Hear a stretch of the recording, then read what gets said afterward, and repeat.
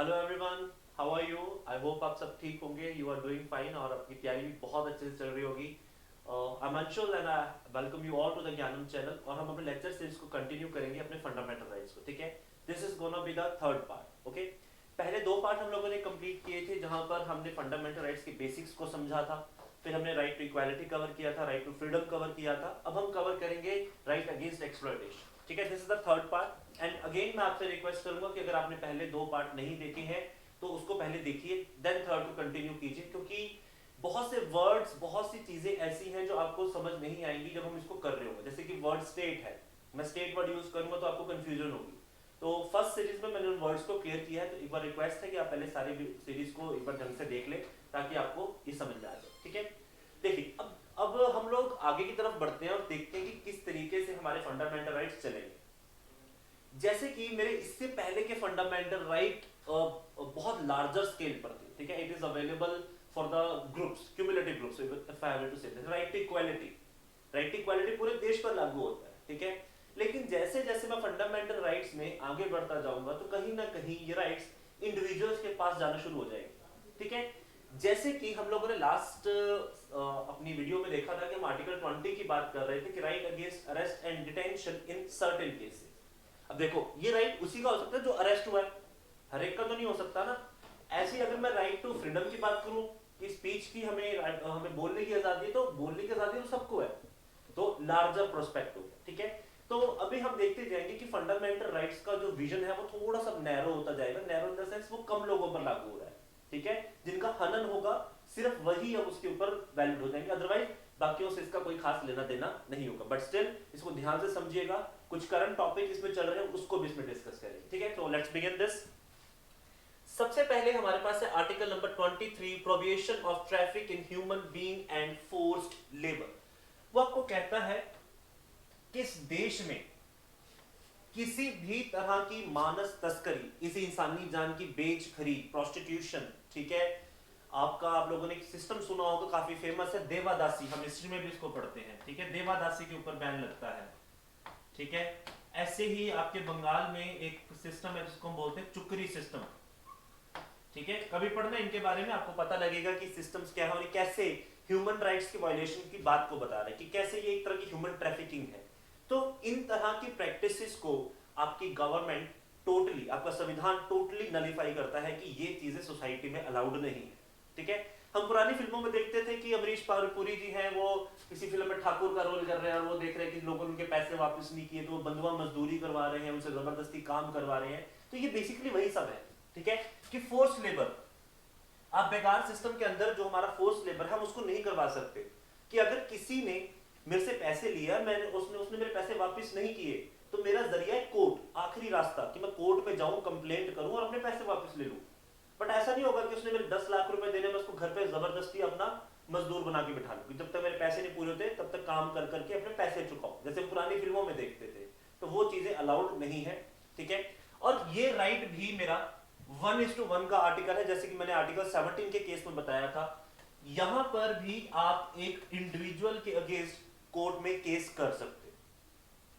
Is that clear? जब मैं आपको बता रहा हूं कि क्यूमुलेटिव है और इंडिविजुअल राइट्स हो जाते हैं, तो ये कहीं इंडिविजुअल राइट्स है, ठीक है।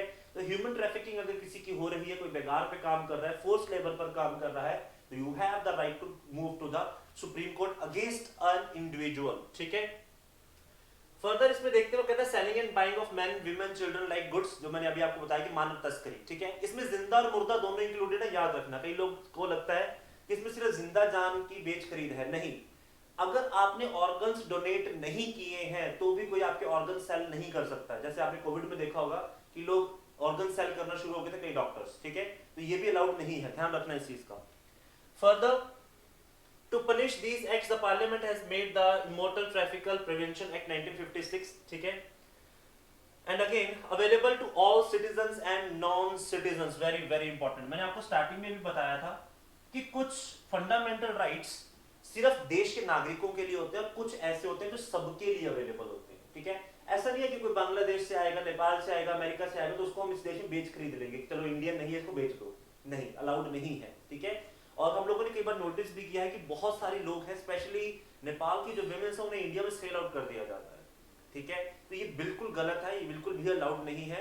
एज अ ह्यूमन बीइंग हमें कोई हक नहीं बनता कि हम किसी की ट्रैफिकिंग करें, किसी को बेचने या खरीदने का हमारा कोई अधिकार नहीं है। और ये सब पर लागू होता है, सिटीजन्स पर भी और नॉन सिटीजन्स पर भी, देश के नागरिकों पर भी और जो लोग बाहर से मेरे देश में आए हैं उन पर भी। ठीक है, चलिए नेक्स्ट आता है मेरा आर्टिकल नंबर 24। वो कहता है कि no child below the age 14 shall be employed to work in a factory, mine or engaged in any other hazardous employment।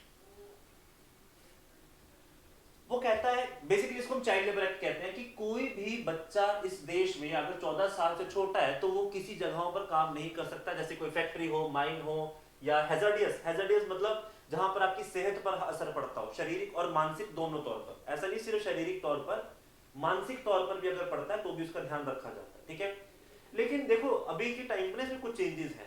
जब संविधान बना तो देश में इतनी गरीबी थी, ठीक है, तो वहां पर थोड़ा सा अलाउ कह सकते हो कि अलाउ तो नहीं मैं वर्ड यूज कर सकता इसके लिए, बट ये था कि उस समय सरकार को मालूम था कि छोटी मोटी जगहों पर बच्चों को काम शायद करना पड़ सकता है, जैसे किसी चाय की दुकान पर बर्तन मांजने का काम है, चाय देने का काम है, जिसमें आपकी ज्यादा मेहनत नहीं लगती हो।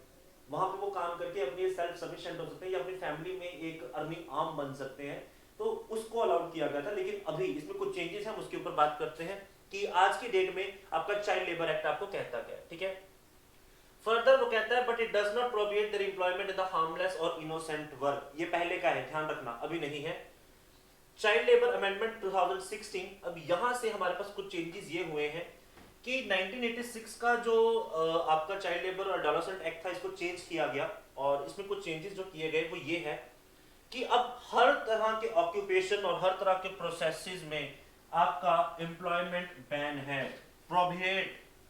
जैसे कि मैं आपको बता रहा हूं कि आजादी के समय पर हम लोगों को जैसे पता था कि अभी हेल्पिंग हैंड वाला सिस्टम है, ठीक है, इनोसेंट वर्क बोल दिया हम लोगों ने उसको, हमने बोल दिया कि वो किसी इनोसेंट वर्क में काम कर सकता है या वो किसी हार्मलेस सिचुएशन में काम कर सकता है, तो उससे हमने निजात पा लिया।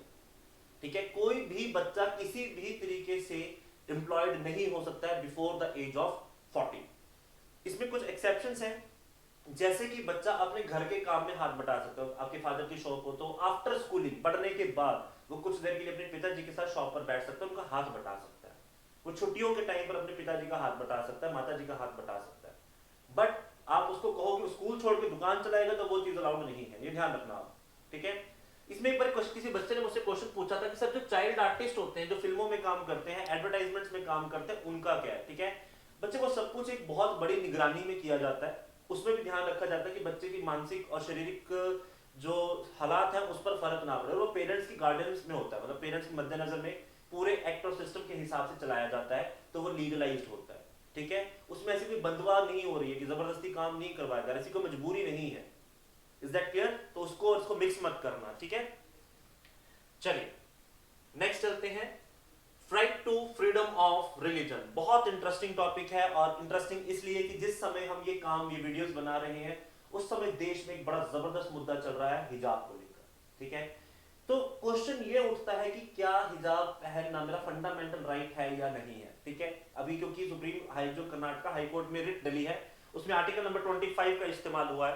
तो आई वुड लाइक कि आप लोग इसको खुद समझें, अपना प्रोस्पेक्ट बढ़ाएं और खुद समझें कि ये है या नहीं है। ठीक है, मैं आपको कुछ पॉइंट्स क्लियर करूंगा और आपको आर्टिकल नंबर 25, 26, 28 के थ्रू आपको इसमें डाउट्स भी क्लियर होंगे। ठीक है, तो अपना विजन हम एक्सपैंड करते हैं, इसको कोरिलेट करते हैं कि आज की डेट से इसका क्या महत्व बनता है। ठीक है, तो article number 25, freedom of conscience, free profession, practice and propagation of religion. 4 word है, conscience, profession, practice and propagation. इन वर्ड्स को वन बाय वन समझते हैं ताकि आपको ज्यादा क्लैरिटी हो।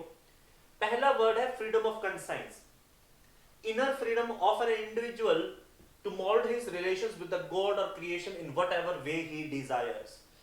मेरी अंतरात्मा के हिसाब से मुझे पहली बात तो किसी भी धर्म को चुनने की आजादी है, उस धर्म का मैं पालना कैसे करता हूं उसकी भी मेरी पूरी आजादी। मेरा और मेरे भगवान के बीच में क्या कनेक्शन है, that will remain very personal with me.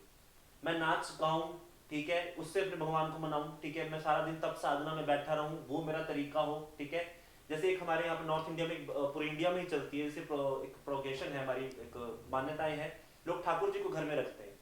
ठीक है, वो उनको रोज नहलाते हैं, खिलाते हैं, ठीक है, उनकी पूरी सेवा करते हैं, तो उनको एक अपने बच्चों की तरह ट्रीट करते हैं, है ना। तो ये एक माध्यम है कि मैं अपने भगवान से किस तरीके का रिलेशन बनाता हूं, ये मेरा खुद का एक इंडिविजुअल राइट है, फंडामेंटल राइट है, इसमें किसी की दखल अंदाजी नहीं है। Point clear? गवर्नमेंट का कोई लेना देना नहीं इस बात से। सेकेंडरी वो मुझे कहता है right to profess.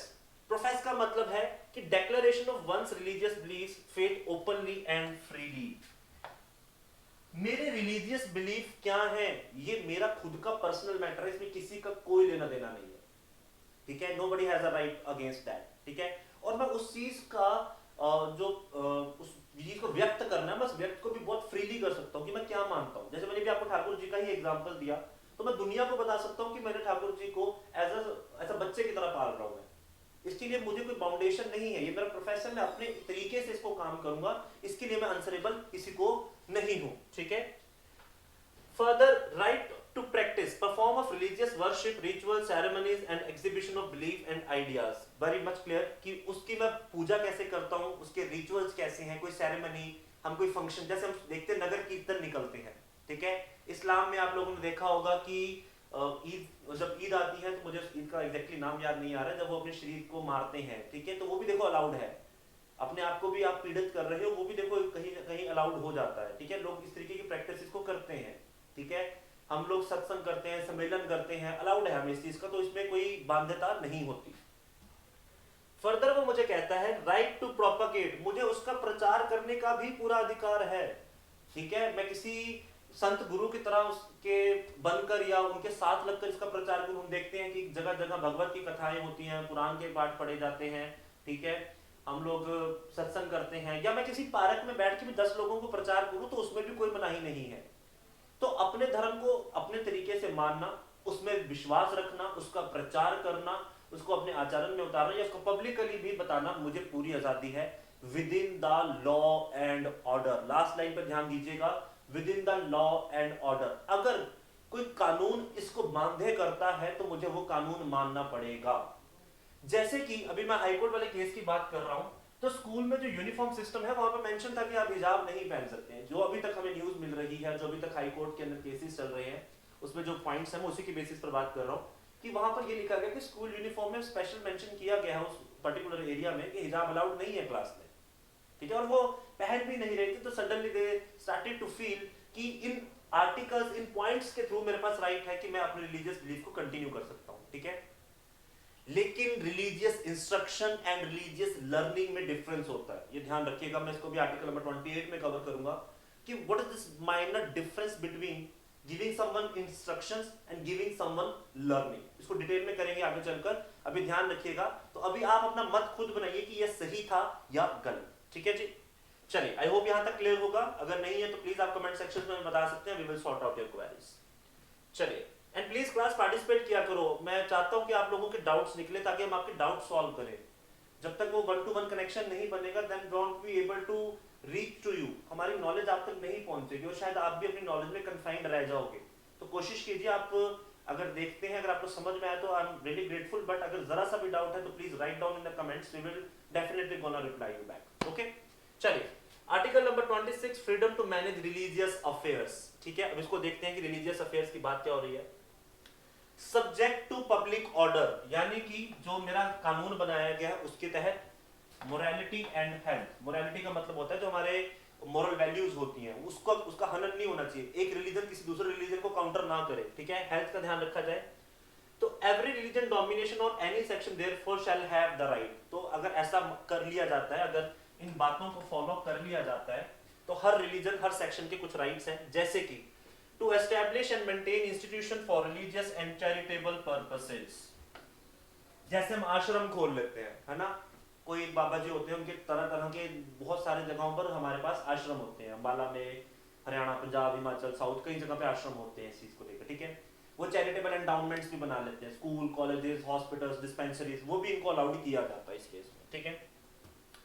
Further to manage its own affair in the matter of religion, आपके जो रिलीजियस तरीके हैं उसमें भी किसी का कोई इंटरफेरेंस नहीं है। अगर आप ऊपर वाली 3 चीजों का ध्यान रखते हो तो आपके रिलीजियस मैटर्स, अफेयर्स में कोई इंटरफेरेंस नहीं, कि आप क्या प्रोपोगेट कर रहे हो। अगर वो विद इन द लॉ है, then there is no way out, आपको कोई भी प्रॉब्लम नहीं हो सकती। ठीक है। Then to own and acquire and movable and immovable property, आपको राइट दिया जाता है कि रिलीजियस एंडाउमेंट्स के थ्रू आप किसी भी तरीके की मूवेबल इमूवेबल प्रॉपर्टी को एक्वायर कर सकते हो, ठीक है। जैसे हम लोग देखते हैं कि जैसे मैंने आश्रम का एग्जांपल दिया आपको, तो आप कई लोग देखते हैं कि उनकी बसेस भी होती है, उनकी चैरिटेबल डिस्पेंसरीज के थ्रू एम्बुलेंस सर्विस भी होती है। तो मूवेबल एंड इमूवेबल, मूवेबल जैसे मतलब गाड़ियां, इमूवेबल मतलब जैसे कि स्टेट जो एसेट्स आपकी परमानेंट स्टिक्ड हैं, जैसे कि आपने मशीन लगा दी, ठीक है, आपने कोई वाटर कूलर लगवाए हैं, या मैं कहूं कि आपने कोई बिल्डिंग्स बनाई हैं, हॉस्पिटल्स बनाए हैं, स्कूल्स बनाए हैं, तो ये आपको एक्वायर करने का पूरा हक है, ठीक है। तो to administer such property in accordance with the law, और इसको एडमिनिस्टर करने का भी लॉ आपको मिलता है, ठीक है। हमारे भारत के इतिहास का सबसे बड़ा केस, ठीक है, वो इसी आर्टिकल से रिलेटेड है जिसमें सेक्शन सी का यूज किया गया था। केस का नाम है केशवानंद भारती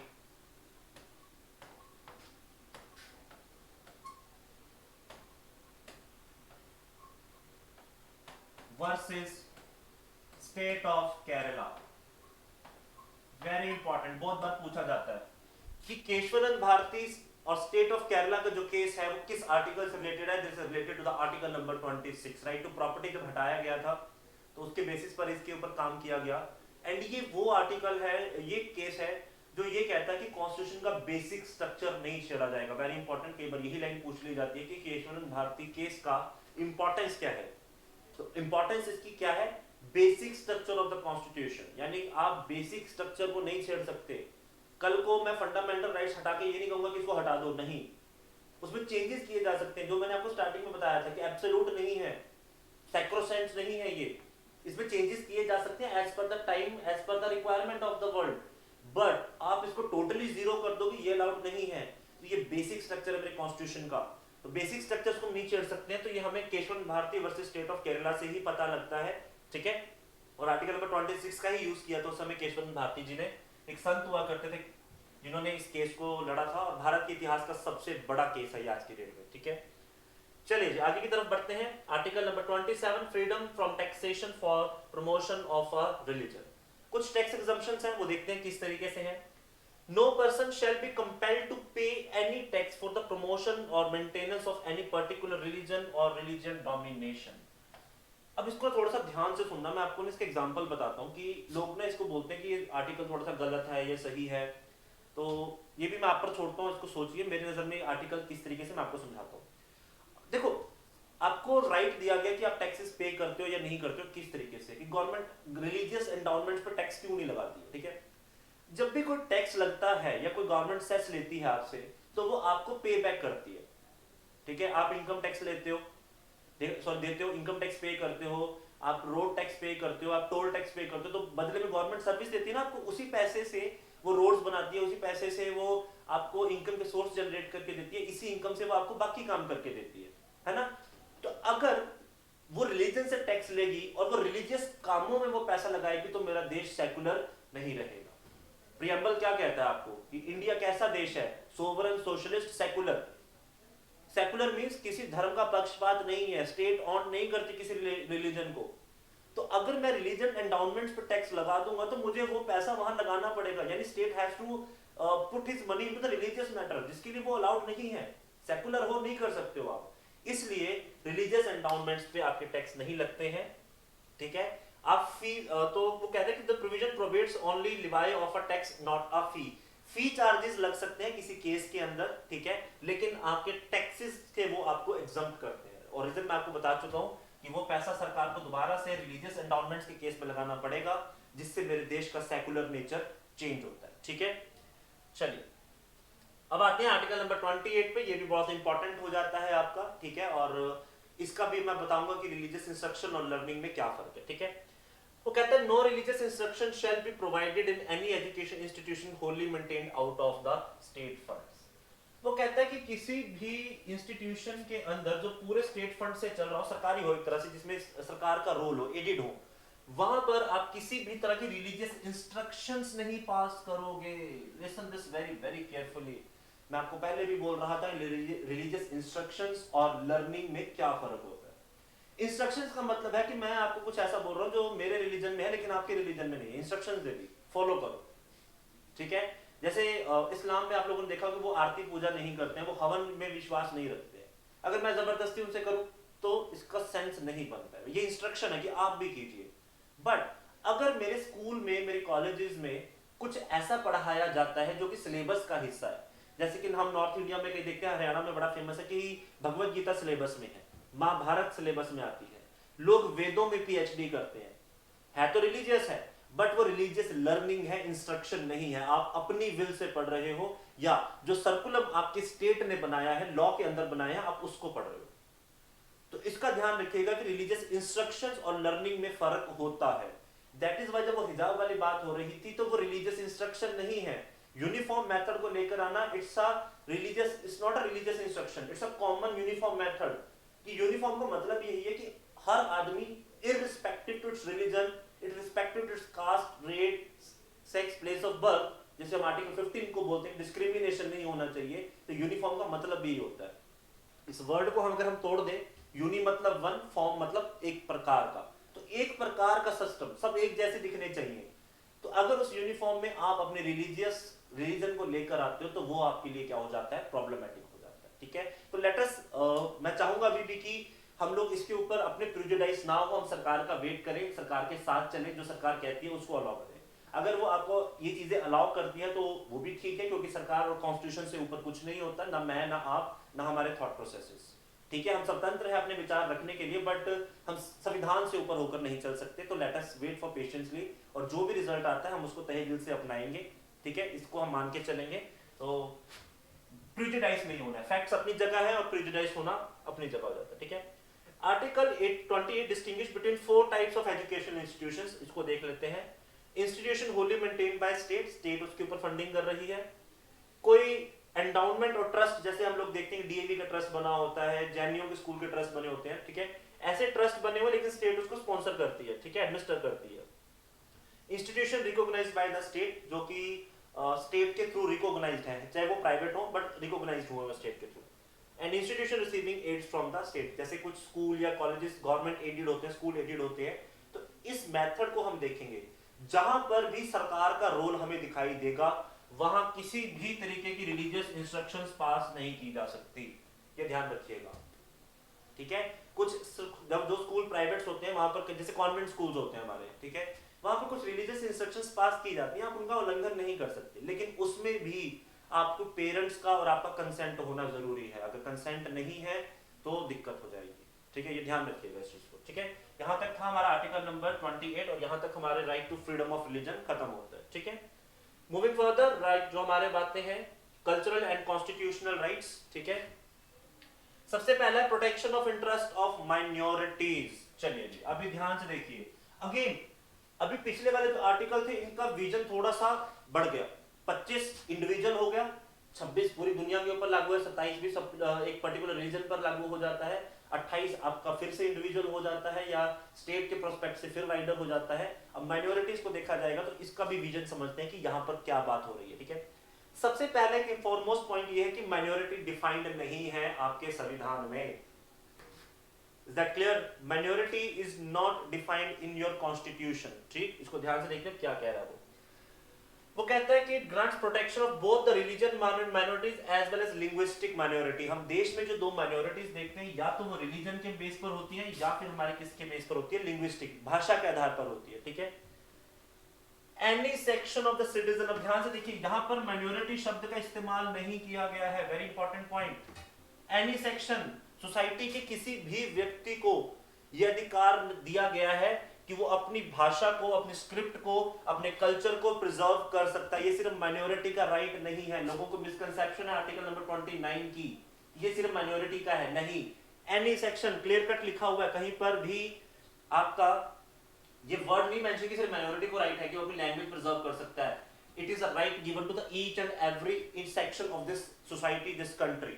आप, मैं या कोई भी व्यक्ति अपनी भाषा, अपने स्क्रिप्ट, अपने कल्चर को प्रिजर्व कर सकता है। ठीक है, further again, no citizen shall be denied admission into the educational institution maintained by the state और receive out of the state funds. Again minority word नहीं कहा, उसने कहा किसी भी तरह के व्यक्ति को किसी भी तरह के स्कूल या कॉलेज या किसी एजुकेशन इंस्टीट्यूशन में आप एडमिशन देने से मना नहीं कर सकते जो स्टेट फंड के थ्रू चल रहे हो। ठीक है, तो ध्यान रखिएगा ये राइट लिखा जरूर गया है, protection of interest of minorities, जहां पे आपने रिलीजियस माइनॉरिटी की बात कर दी, लिंग्विस्टिक की बात कर दी, लेकिन ये हर व्यक्ति का राइट है, हर सिटीजन का राइट है। ठीक है, चलिए आगे की तरफ बढ़ते हैं। Article number 30 gives the right to minorities to establish and administer educational institution। अब यहां पर देखो माइनॉरिटी वर्ड का इस्तेमाल हो रहा है, तो पिछले वाला आर्टिकल कलेक्टिव है, अभी वाला फिर से इंडिविजुअल, कि माइनॉरिटी अपने लोग अपनी भाषा अपने रिलीजन के हिसाब से कोई स्कूल या एजुकेशन इंस्टीट्यूशन एस्टैब्लिश भी कर सकते हैं, एडमिनिस्टर भी कर सकते हैं, बना भी सकते हैं, उसे चला भी सकते हैं। और स्टेट ऐसे केस में ग्रांट देते हुए किसी तरीके का भेदभाव नहीं करेगी। जितना वो ग्रांट नॉन माइनॉरिटिकल पर्सन को दे रही है उतना ही उसे माइनॉरिटी के पर्सन को भी देना पड़ेगा। ठीक है, ऐसा नहीं होगा कि आप माइनॉरिटी बेसिस पर किसी तरीके की भेदभाव करोगे, तो आपका आर्टिकल नंबर 15 वायलेट होता है इस केस में। ठीक है, तो ये आपका था आर्टिकल नंबर 29 एंड 31 हमारा ओमिटेड है। ठीक है, आर्टिकल नंबर 31 हमारा ओमिटेड है, राइट टू प्रॉपर्टी हुआ करता था। अब आते हैं आर्टिकल नंबर 32 पर, जो आपको ये कहता है कि the right to move to the supreme court for the enforcement of fundamental rights conferred by this part. मैंने स्टार्टिंग में आपको बताया था नेचर ऑफ फंडामेंटल राइट्स के अंदर कि जस्टिसेबल है मेरे फंडामेंटल राइट्स, न्यायवादी है, न्याय मिलता है, और सुप्रीम कोर्ट इसका गार्डियन है। अगर आर्टिकल नंबर 32 ही ना हो तो मेरे सारे फंडामेंटल राइट्स जीरो हो जाएंगे। तो ये भी जुडिशियल रिव्यू है, ध्यान रखना।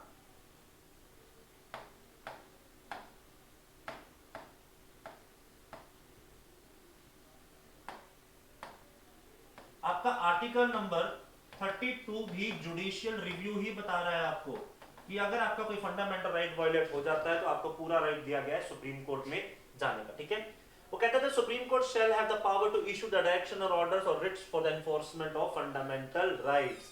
फंडामेंटल राइट्स अगर आपके हनन हो जाते हैं तो रिट्स इशू करवाते हैं, ये सुप्रीम कोर्ट का अधिकार है ताकि वो आपको न्याय दिला सके। ठीक है, Parliament may be by law and power any other court to exercise within the local limits of its jurisdiction all or any of the power exercised by the Supreme Court with respect to the writs। इसका basic से मतलब ये है कि parliament empower कर सकती है किसी और कोर्ट को, जैसे हाई कोर्ट को भी पावर दे सकती है कि आप फंडामेंटल राइट्स की वायलेशन के केस को चेकआउट कर सकते हो। जरूरी नहीं है सिर्फ supreme court, parliament can make the laws कि आप इसको इस तरीके से भी कर सकते हो। ठीक है, इस आर्टिकल को हमारे डॉक्टर बी आर अम्बेडकर साहब ने कहा था कि ये आर्टिकल भारत के संविधान का दिल और आत्मा है। क्वेश्चन बहुत बार पूछा जाता है कि which of the following article is known as heart and soul of the constitution.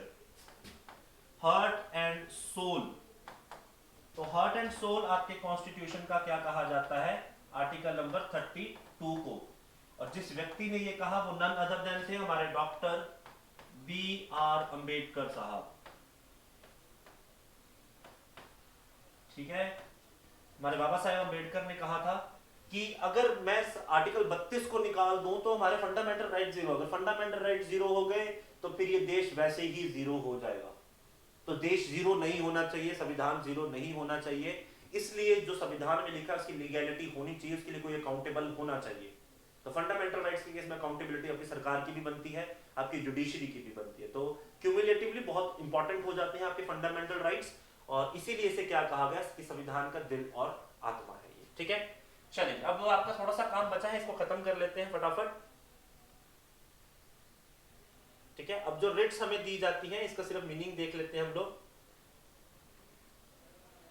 ठीक है क्लास, इसको यहीं तक डन करते हैं एंड नेक्स्ट लेक्चर में हम लोग इसके कुछ क्वेश्चंस करेंगे, रिट्स करेंगे, और जो पेंडिंग हमारा काम है उसको भी हम कंप्लीट करेंगे। ठीक है, till then stay connected with us, और अगर कोई कोर्सेज के लिए आपको इन्फॉर्मेशन चाहिए तो you can connect to us so that we can help you out for the longer duration. So till then take care of yourself, God bless you, bye bye.